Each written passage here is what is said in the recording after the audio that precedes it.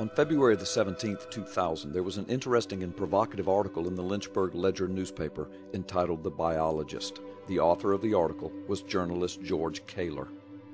George Kaler is a journalist and radio personality. He is a graduate of Clarion State University and taught 9th and 11th grade English for many years.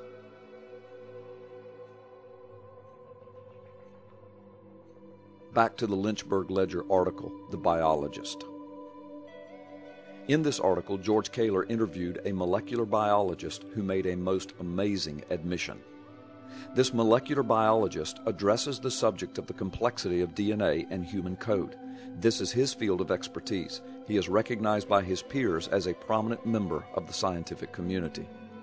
Following are the significant excerpts from that interview. Nothing is taken out of context, and no pertinent information that would change the nature of his responses is left out. Kaler is the interviewer. MB is Jim, the molecular biologist. Because Jim is a prominent and recognized member of the scientific community, it was agreed that his real name would not be used in the article. In a moment, you will understand why. Sadly, the Lynchburg Ledger is no longer available online. However, this article was archived and available online for many years. It is heavily referenced and attested to on the net. It has been verified as authentic. I could find nothing to refute the authenticity of this article or the interview. George Kaler is still an active journalist and radio personality. Following is the revealing and pertinent part of the interview. Kaler, do you believe that the information, DNA, evolved? MB, George, nobody I know in my profession believes it evolved. It was engineered by genius beyond genius, and such information could not have been written any other way. The paper and the ink did not write the book. Knowing what we know, it is ridiculous to think otherwise. Kaler, have you ever stated that in a public lecture or in any of your public writings? MB, no, I just say it evolved. To be a molecular biologist requires one to hold on to two insanities at all times. One, it would be insane to believe in evolution when you can see the truth for yourself. Two, it would be insane to say you don't believe in evolution. All government work, research grants, papers, big college lectures, everything would stop.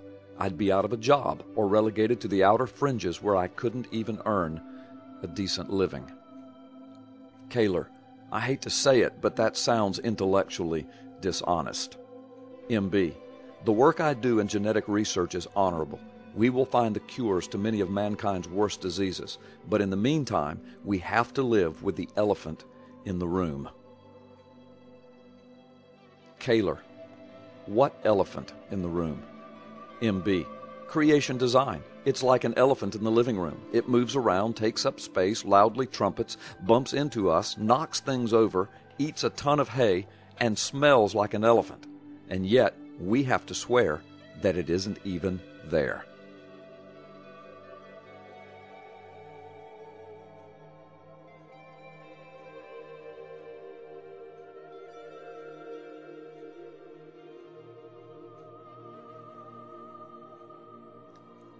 The following is a quote from George Kaler. I apologize for not knowing enough to refute the evidence for creation, nor clever enough to support the theory of evolution.